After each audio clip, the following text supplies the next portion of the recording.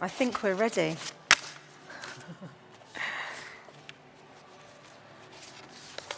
Well, good afternoon, ladies and gentlemen. Thank you for joining us here today on WTM London's global stage. Do you realise it's the last session of the day, so we appreciate you being here. My name is Gemma Greenwood, and I'm the Director of Content Inc., which provides corporate communications and editorial services to the travel, tourism and hospitality sector. And it's with great pleasure to be moderating this afternoon's session, which is entitled Battle for Talent, Solving the Travel and Tourism Recruitment and Retention Crisis. As we're all aware, the pandemic has decimated our industry. It's caused unprecedented disruption. People have been furloughed, they've been made redundant, they've found new jobs in new industries, and morale has suffered. Talent demands have changed too. Some want more money. Most want more flexible hours and to work for a company that cares about their well-being as well as the environment and much more. But this industry is a tough one, and the challenges faced provide a unique opportunity to build back better, with a focus on looking after our people and inspiring those outside of the industry to join us too. So these are just some of the topics that we're going to discuss today, or our experienced panellists are going to discuss today. So I'd like to introduce them to you. First of all, joining us, the lady nearest to me is Barbara Kolinsinska, who is Director of C&M Travel Recruitment and C&M Executive Recruitment. Now, Barbara has worked in the travel industry for more than 2 decades and is firmly established as one of the sector's key figures. After enjoying roles at Airjets and Holiday Autos, Barbara worked her way up to become Director at C&M Travel Recruitment, which is the UK's largest specialist travel recruitment company. She also holds a place on the board of directors at the Institute of Travel and Tourism and was voted one of the most influential women in travel. So thank you, Barbara, for joining us today. Now, sitting next to Barbara, we have James Lemon, who's the founder and CEO of Otello and Partner and The GrowthWorks. So basically, Otello is a mentoring and community platform for people who are passionate about hospitality, who want to realise their potential. And James describes the company as a passion project to support an industry in crisis. It's reimagining the way hospitality people accelerate their careers, develop new skills and connect across the industry, powered by the experiences of industry leaders and mentors. As he says, think Masterclass meets Coursera meets Bumble. So, that's James. And last but definitely not least, sitting at the end, we have Ravi Reed. She's the Vice President of Learning and Development for Northern Europe at Accor. Now, Ravi promotes learning for all, as well as lifelong learning. With 2 decades of experience across multiple sectors, today she leads Accor's learning and development strategy. And in the region, that covers some 1,100 hotels in some 31 countries. She was instrumental in launching the company's award-winning Heartist service culture, and her innovative approach stems from working with leading hospitality brands such as Disney and Starbucks. Ravi prides herself on her advocacy for inclusion, diversity, and equity in the workplace. So, thank you, Barbara, James, and Ravi for joining us here today. I'm now going to move over so we can have a chat. It's a bit distant over here. Yeah. Come join us. Quite a long way to walk.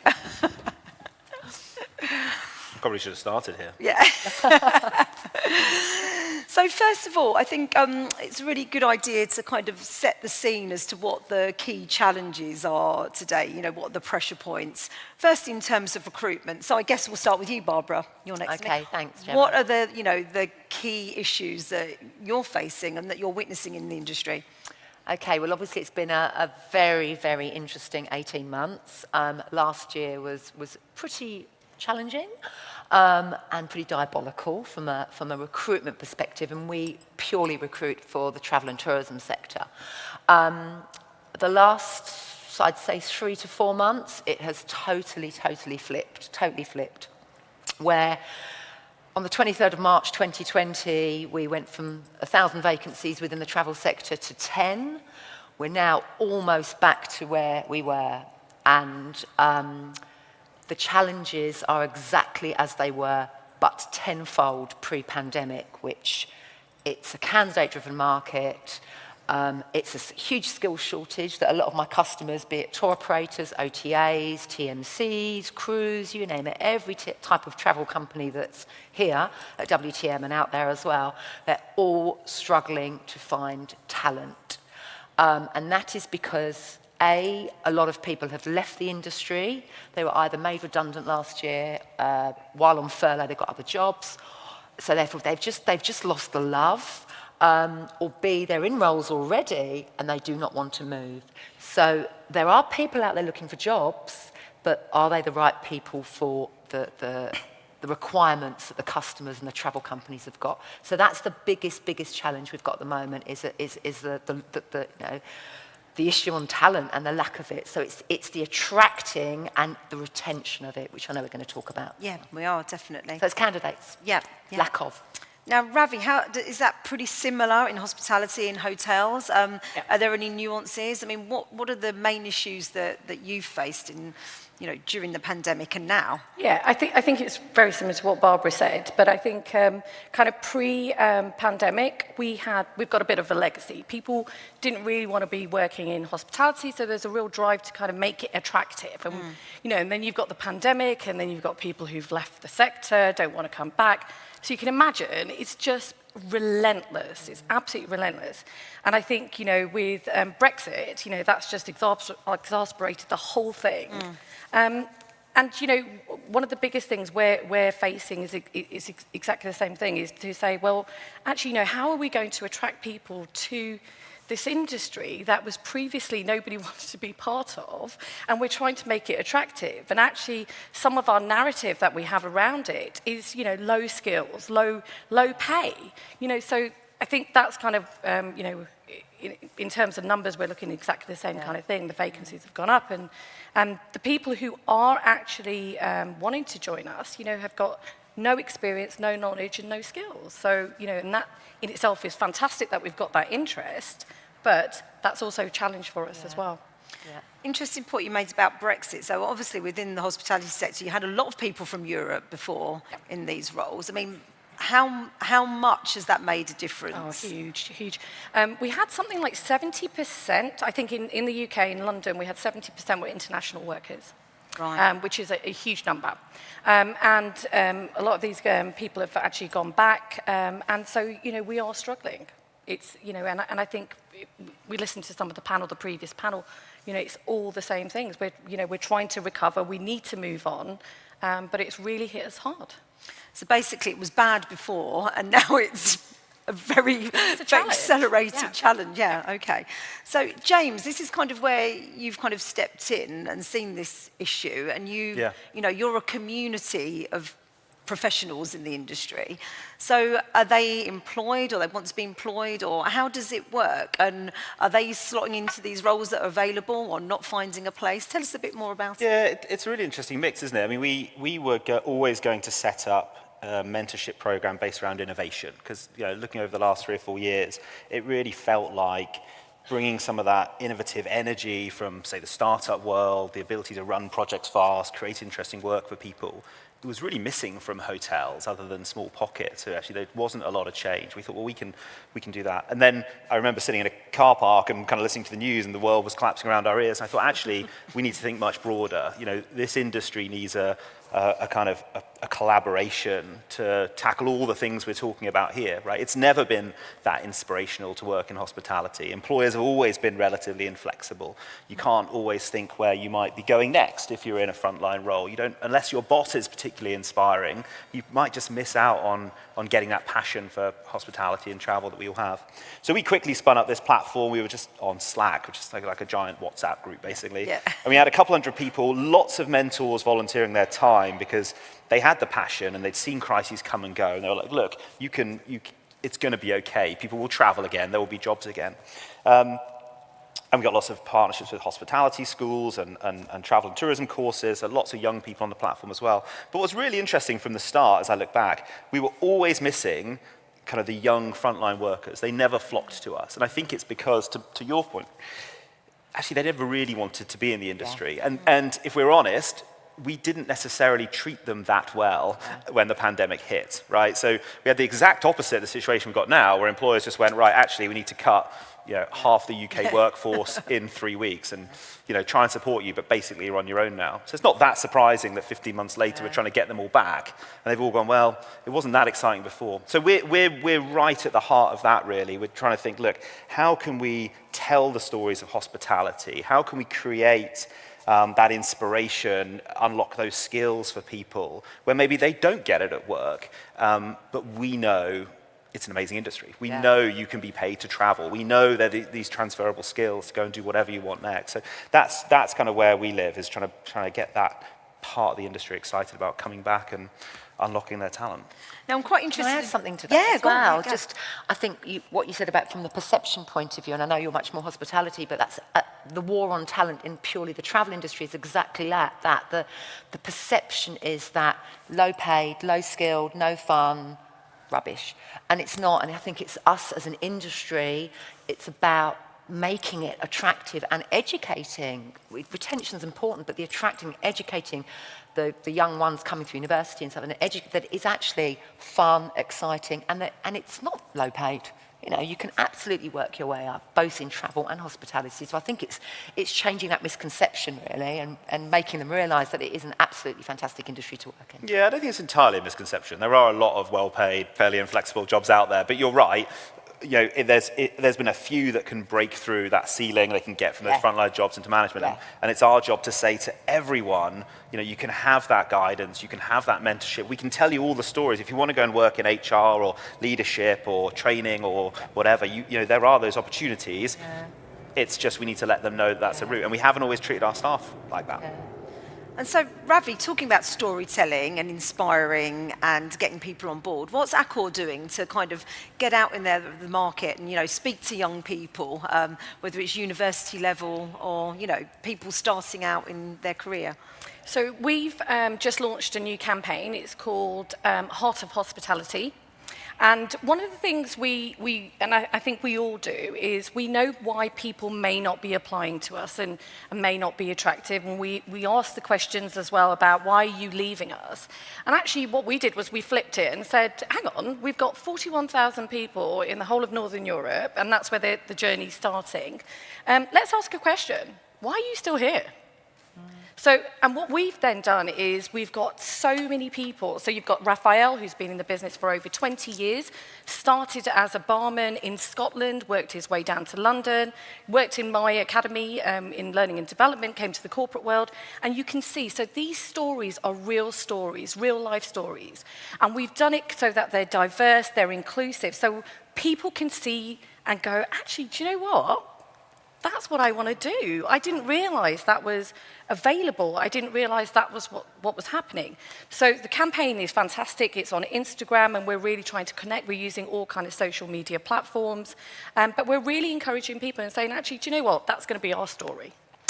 When did the campaign launch? I'm just wondering if there's been any results so far. Oh, I think it's about 2 months ago. Okay.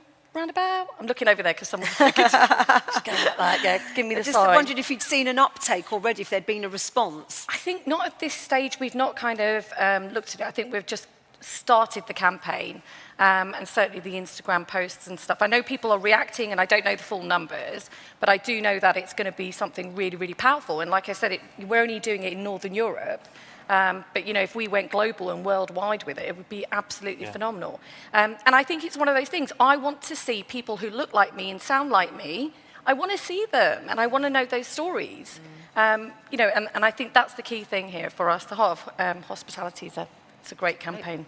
Barbara, what do you think is the answer in terms of storytelling and getting the message out there? How do we as an industry tell people what they can do, the places they can go, how they can move up? I think that's about the employers from a travel perspective. I think that's about all travel companies, be it tour operator or TMC, it is showcasing what it is like to work there. And there's a lot of companies that do that as well, and making sure the PR's out there. And you have to shout about it. You have to, I think it's fantastic what you're doing. I think that's a brilliant initiative, and I think more companies should do that. It doesn't matter the size of them. And make it visible, make it attractive, make it, a wow place, a wow story that people want to go, do you know what? I like what that company's about. I like the fact that they're showing integrity. I like that they're showing a fantastic DEI policy or sustainability. I want to. So it's about the PR really, and you have to shout about it. And I think that's really, really important. And that is how you're going to attract the right people to work for your business. And are there any companies or any examples where you can think where it's working? I can't really comment. Okay. James, from your experience I have to be working careful with, there. within the industry, are there companies that are getting it right, that are doing this, or is it not happening? No, there definitely are. They tend to be the smaller businesses that stay really close to their local communities, Right. and where those GMs have a real sense of ownership. So we're working with the Delata Hotel Group, who are mostly kind of Ireland and northern UK. Right from the start, one of their GMs, and GMs are the busiest people on earth, but he volunteered his time. He was like, I can do a couple of hours of mentoring a month. We had a guest lecture at a university. I said, look, can you spare a bit of time? And he not only spared a bit of time, he brought along 2 of the young women who were on his grad scheme, because you don't just want to hear from another old white guy, you want to hear from people who were studying just a year or 2 ago. So you have to spare the time to get out there and tell your story. You have to encourage your team to tell their own story and mentor them.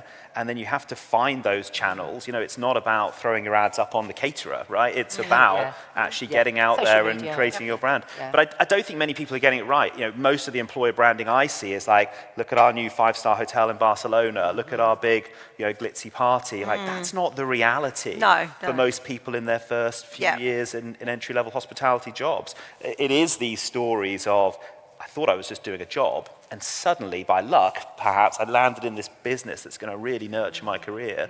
Well, like, where's that story for the housekeepers and the receptionists and for the call center staff? That's going to be a fantastic journey as you expand that, I think. I also think a lot of companies that on the travel side that have got really, really sophisticated careers pages, and they do a lot with social media to attract the candidates. But like you say, like a story of what it is like to be even if it's a reservations consultant for a tour operator, a day in the life of job swaps and things like that. Because it makes the company real, rather than showcasing a property or showcasing an amazing holiday, it's actually showcasing what the people are about. And when I look at a client's or a partner's careers page or their product, I'll straight away go to who are we, what we're about. And that's what a lot of candidates are also Company looking culture. for. Company culture, Yeah. what they're about. And that's what a lot of people are looking at is, who are these people? Who will I be working with? What are they about? What is their vision? And that is really, really important. It's the lifeblood of that business. Yeah. As opposed to the mission and the value. Yeah. The values are very important, of course, but sometimes it's just words.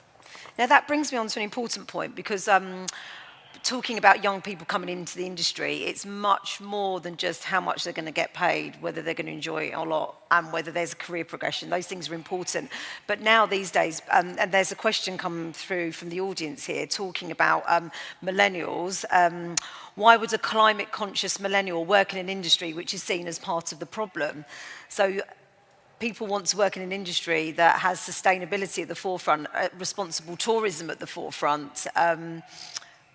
Who would like to comment on that? Ravi, perhaps? Yeah, I Talking think, about, because Accor does a lot in that front, doesn't it? Yeah, we do. And, I think, and I'm going to say the J word, we are on a journey. Yeah. We know that this is really important, whether you talk about CSR or ESG, whatever it is, and B Corps.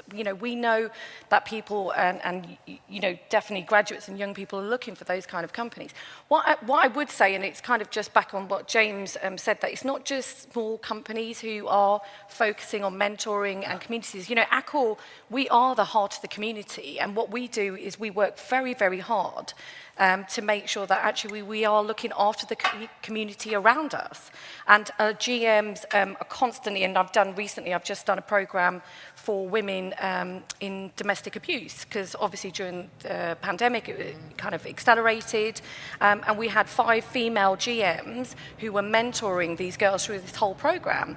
And it's so important for us to actually give back, pay it forward, you know, whatever buzzwords we're going to use about it, but it's so important for us to do that. And we focus hugely on it. And I think, you know, to that question, you know, what are we doing? I think it's all about PR and marketing the same. Hey guys, this is what we're doing. Otherwise you're never going to know that I'm working with different charities around these things. Did I answer the question? You did, yeah. Hey. And again, I wanted to talk a bit more about what people are looking for. Obviously, we're a company that, you know, has a sustainability policy in place, but also there's other things that have sprung up, particularly as a result of the pandemic.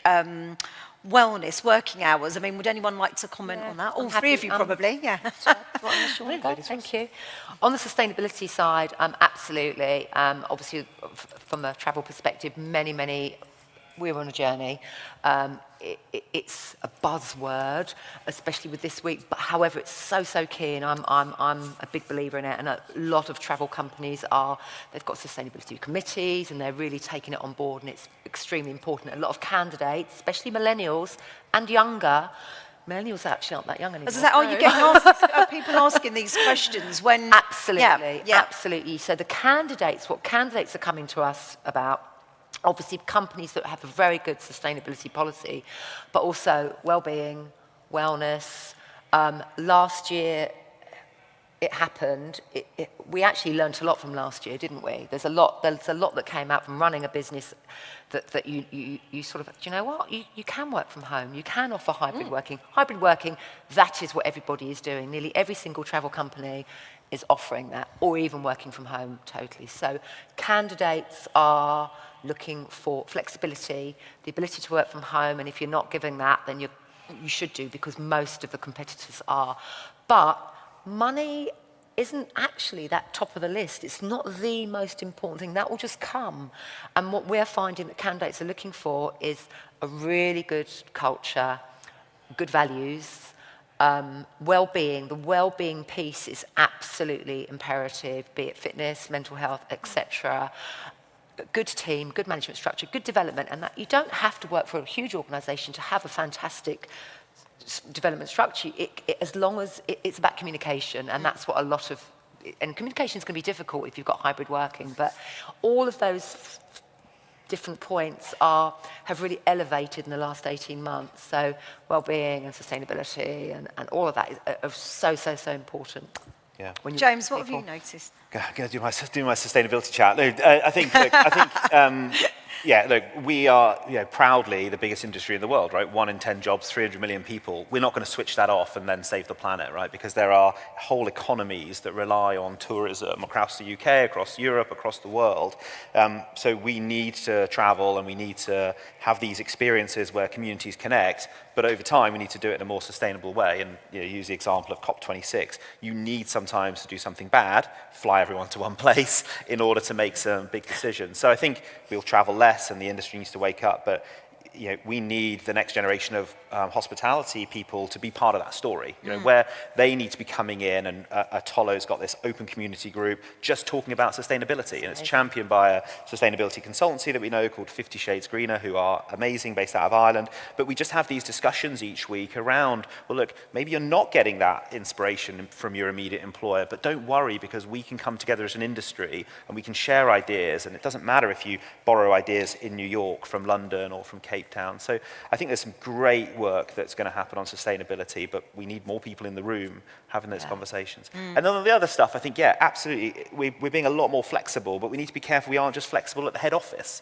So take chefs, for example. Chef mental health and wellness has been a problem for years and decades around substance abuse and overwork and mental health. And so I think that is about us saying, well, actually, look, there's certainly some things around pay, but let's actually create the space for chefs to be more innovative and to have more control over their menus or their working patterns or their team. And I think changing some of these pieces, which all links back to sustainability, right? A chef might come in and say, look, I really want to do a local food menu. I don't want to do the same club sandwich we've done for 50 years. Well, actually, maybe now's the time to listen to the workforce a bit more, and that's part of the values of a growing business.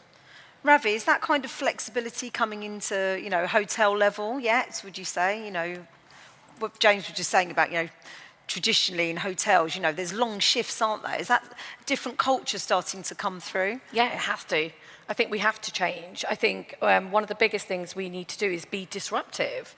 You know, stop recruiting against shift patterns. You know, have a look at the different kind of working conditions. And, you know, well-being, just like, you know, everyone else, it's been a huge, huge focus for us. And, you know, we created a playlist of well-being so that you could pick and choose what you needed. Yeah. And I think it's things like that that we need to do, that, you know, so people can not only engage, but I think the biggest thing is disruption for me. You know, I don't think recruiting in the way we've recruited previously, full-time, part-time, you know, all of those things, it's just not going to work moving forward. So I think we have to.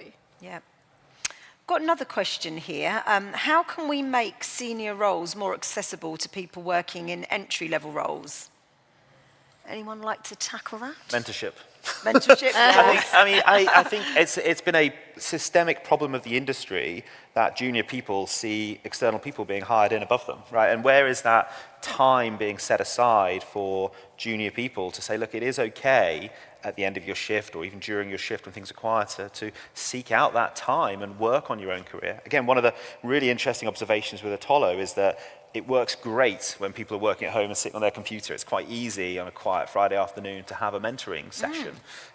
Frontline staff, much, much harder. When you're working on property, you know, is it okay to go to your boss and say, hey, I do this thing now. You know, twice a week I want to have a mentoring call and I want to start learning from people outside the business. That's quite brave, and they don't necessarily have that freedom. But I think that, you know, people coming up through the ranks need to see people above them that they want to be like, that they want to set a great example and inspire them. And then there need to be those internal opportunities to stretch into those roles a little bit, rather than taking what's called the easy option, which is like, well, there's the manager of distribution from that business, we'll just move it to be the manager of distribution to this business. It's what this industry has always done. Yeah, yeah. Barbara, what do you think about that? I think on the travel side it's a little bit different. The question is how can entry level Move to, yeah. I think it depends on the company that you work for, really. Yeah. And the relationship that you've got with your hiring manager or HR depend on how large or small the organisation is. And I think it is how driven you are as an individual. Now, I work with a lot of universities, etc., and I'm on the board of ITT, and we've got a Future You sort of campaign that we look at entry-level people coming from university and helping them develop their careers. I was a travel and tourism student. You know, I did a degree and I worked my way up. It does depend on the individual and where you work and the relationship we've got with the manager or HR. And you really do have to put yourself out there. You have to step out of your, it sounds like I'm talking to a candidate now, but you have to step out of your comfort zone, stretch yourself, get a mentor. I think having a mentor is, I've got one, is absolutely spot on. It's the right thing to do. Huh? I think I need one. It's brilliant. Doesn't matter what level, what age, what sex you are. It's a really, really, really good idea, because that person will help you reach the goal, where you want to go. But I think having a good relationship, stepping out of your comfort zone, and telling whoever you work for, telling them that you're a reservations agent for a tour operator, you want to be a product manager, you want to be managing director, tell them where you want to go. Because if you want to go there, great. It's great to be surrounded by people that are ambitious. Yeah. But it is possible. And in the travel industry, there are a lot of companies that do home grow. They do home grow their talent. So I've got so many friends that run tour operators and travel companies that did start, not the bottom, but did start, they were ex-reps or travel consultants and worked their way up. Yeah. There are some companies that will look for skills from not outside the industry, but from outside the company, because they might not necessarily have the skill set internally. So I think it's a bit different in the travel sector, but as a candidate, you just have to put yourself out there and communicate and have a brilliant relationship with everybody around you. Go on. Yeah, I was just going to add to that, just to say that I think it comes down to company culture as well. I think, you know, if a company has very clear career paths, you know, from the day you start, you know that you can actually have a career path. Yeah. You know, one of the things that we're really going to start doing next year is something called Shape Your Future. So we're going to give you the autonomy, we're going to encourage you to create your own career path. And in that, they will know that actually I can go from, you know, entry level all the way to wherever I want to go. But it is cultural, and I think some companies say they do it, but we certainly, you know, we go, we don't just do it. Here you go. Here are all the tools. You know, and if you want to do fast track to becoming a general manager of a hotel, you know, you have that as well. So I think it's really important that you know that from, well, you should know that from the attraction piece. So you should know that before you've even walked in. I think some companies are also a little bit scared if you've got a very good entry-level or mid-level person. They're so good at that job, they're scared of developing them because, they hold them in. Exactly. And it's, you know, double-edged sword. I think the key thing, which I completely agree, is you've got to remove the luck from career development. Right? It's like, you know, like you say, only 10, 20% of people are self-starters and get that mindset that I've got to make this happen. And then only maybe another 10, 20% of people have that amazing boss who nurtures them and recognizes, hey, I've only got you for 18 months and my job as a leader is to get you more senior, or take my job, is the old kind of cliche. And so you're already looking at, well, that's only 30% of people then that will ever find their opportunity and their path and their way out of hospitality. So no wonder you've got this huge group of people who just leave hospitality because they never find their inspiration. And so I think building kind of, exactly right, systems and culture and an expectation that a portion of your week or month should be spent on looking at options, learning more about the industry. And ultimately, that will make you better at the job you're doing right now. You know, it is that mentoring, it is getting that external perspective, it is giving people a chance to work on projects. That's where people go, oh, right, there's all this great stuff. Well, I can bring that back to my day job and I can be much better for the 2 years I'm doing this before I look elsewhere. And as an employer, you shouldn't be scared. You should actually not encouraging it. You should, because like you say, for the 2 years that you got them, they're actually going to be more efficient, more productive, rather than after 18 months they get despondent. And One of the biggest things we saw in this whole kind of crisis for those hotels that were slowly reopening, everyone was going crazy for cross-training. And I hope we don't go back to our old ways of being like, well, we're back to a full staff now, because the energy that gave people in hotels, being like, oh, I was checking people in, and now I'm running the bar, and now I'm doing this, and now I've got to do this, and now I've got to do tech in the background. Like, suddenly you had people that wanted to be like, well, where can I learn these new skills? Where can I find a mentor for this and a mentor for that? And you suddenly saw this new energy. So it'd be such a shame if we go, well, okay, we're going back to, you're a corporate salesperson. You're going to manage the channels. You're going to go and do revenue management. Because we had that real excitement and innovation saying, why don't we cross-train you? And that'll make you a more dynamic leader, and also, by the way, solves a massive problem we have right now. I don't think we will go back to it. I think you're absolutely right. I think the energy, and you're playing to people's strengths. You know, to play to people's strengths, you're going to get energy. And I think, you know, I was shocked at how many multi-skilled we were going. Everyone is now. As soon as they come in, it's all multi-skilled straight away. You're going to learn whatever job you want to learn. If you want to go front of house and then go and learn a little bit about back of house, great, that's what you're going to do. So I don't think it's going to go, well, I hope it's not. Don't let it go away. It makes my life more interesting, surely, anyway. It keeps people engaged. Barbara, you mentioned briefly about looking outside of the industry, and there's certain, you know, particularly with the lack of candidates perhaps coming forward at the moment, what other industries we can maybe look to for sources of talent? Where are the skills transferable? There are some transferable skills. It's just educating our clients, which are my travel companies, that there are skills from outside the industry we could look at. That's kind of a little bit more for senior roles, maybe marketing, digital, obviously finance and IT, but within the travel sector.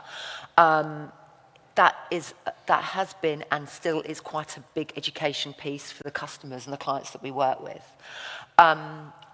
We are getting there. We are beginning to educate our clients that you can look outside the box. You can look at, if you're a business travel company, you can look at somebody from a leisure travel company to come over. Marketing and digital especially, and so many travel companies are going down that route. Most travel companies have got a website, obviously, and digital marketing and e-commerce. So quite often they will look at people from online gaming and things like that. That is really, really big. Price comparison sites. We are quite archaic in our industry, but it is beginning to sort of open up the candidate pool. But most travel companies now are getting so busy that they do not have the time to teach the industry because we're so niche, as we know. So it's that balance again. So James, are you noticing people, from other industries that want to be part of it or not? Yeah, sadly not. Again, I guess that, if you've got this one challenge of everyone leaving the industry to other industries, the same logic is that people don't really want to come in. No. So I think I'm definitely not giving up yet. I think numbers in travel, tourism, hospitality courses in the UK are down nearly 50% this year. We need to be going right back into schools now and into parents and being like, this is why it's a career, not a job. And then 50% of those people who graduate are not coming into the industry. They're going off into retail or finance where they can take their transferable skills. So I'm not done yet on the people who put their hands up and say, actually, I'd like to study travel, tourism, hospitality. We need to get them to take those skills through work experience, through internships, through guest lectures. We need to be plugging ourselves into those communities and getting them in. But yeah, I mean, obviously in those head office roles, travel is not quite as unique as we've made out these years. Running a website, running multi-channel business is pretty much the same as retail and e-commerce, but it can be done. But I think it is a challenge to get those people in, because if you work for Amazon, funnily enough, you don't get shut down when there's a global crisis. We do. and you probably get paid very well. Yeah. But things like corporate sales, you probably find at Accor as well. That's where we're finding we are being able to find candidates from outside the industry, because if you can sell whatever, you can come in and sell in a corporate sales environment. But it's taken a bit of time. Yeah. I think it is about the uncertainty of it all, and the job security, and we're just trying and fighting for people to go, I want to be part of this. And I think it's really interesting because actually, if you compare us to Europe, their relationship with hospitality and the hospitality schools and the whole piece is completely different. And actually, in the UK, although people will do these qualifications, they don't always then want to go into that area in that field. And that's the ones we need to, and exactly like you said, we need to start targeting schools, and graduate schemes are huge. We really need to focus on graduates. Yeah, it's interesting you say that, actually, because you look at, like France, for example, it's part of the culture, isn't it? Hospitality, and we just haven't got that here, have we? There's a real disconnect between the two.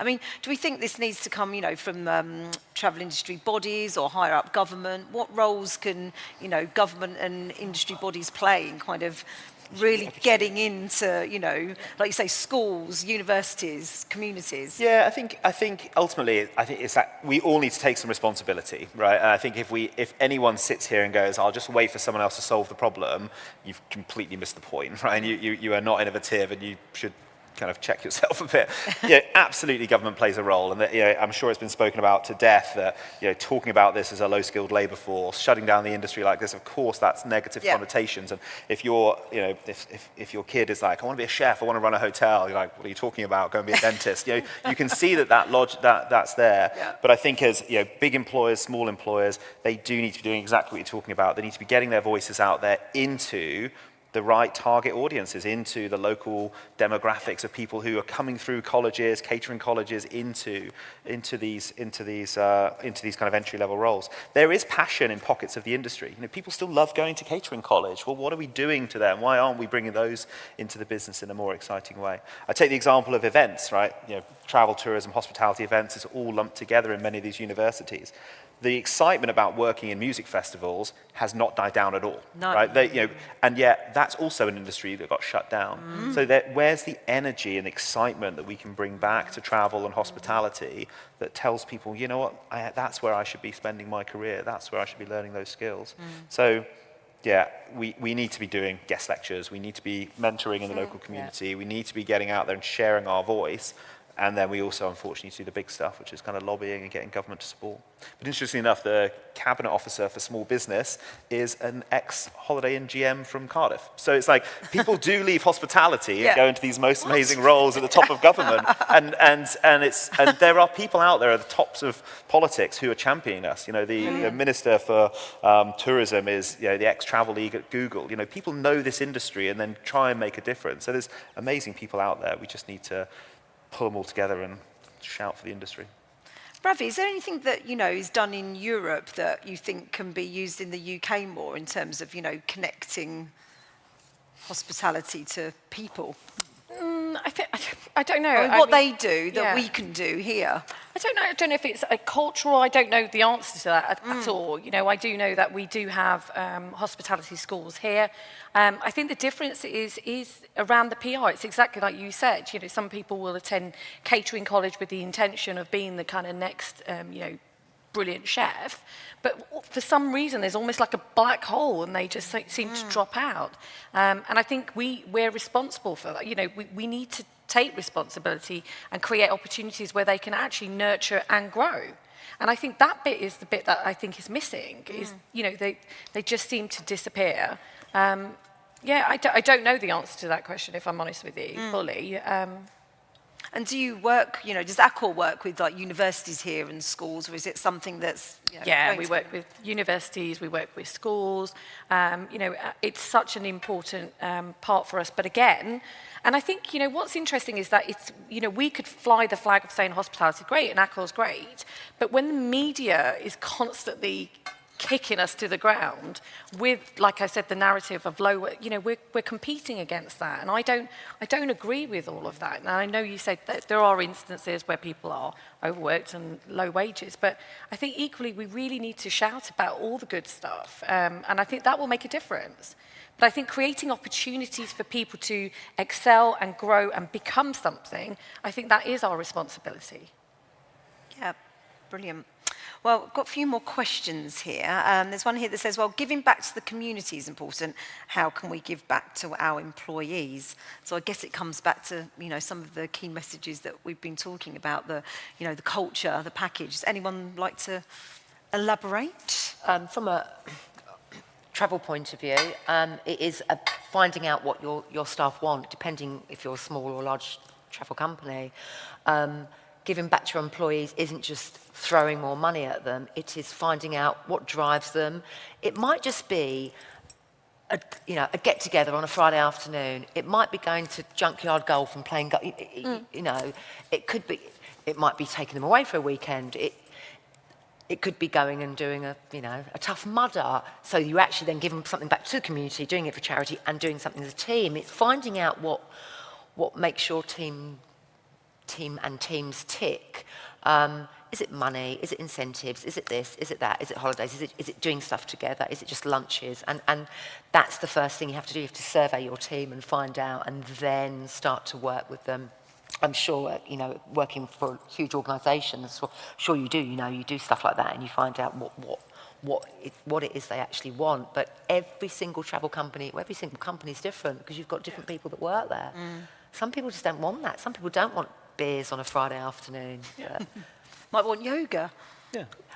But you're absolutely right. Yeah. They might want yoga, Or fitness class. Or that flexibility we were talking about, right? Absolutely. Like, hey, you know, set some time aside for your development, for your mentoring, and as a reward, you know, get that afternoon off or whatever it is. But I think and you're seeing that in other industries, and we are more reluctant to do that in hospitality, and of course we're keeping our eye on our margins like never before. So it is hard, but Absolutely. I think we just have to, there's all these hidden costs of losing people and rehiring people, all these hidden costs that would actually, if we looked after our people a bit better. And you don't have to, it doesn't always have to cost to look after your people. Absolutely. No. You know, people have got this, again, another misconception that it's going to cost a lot of money. It's not, really. Yeah.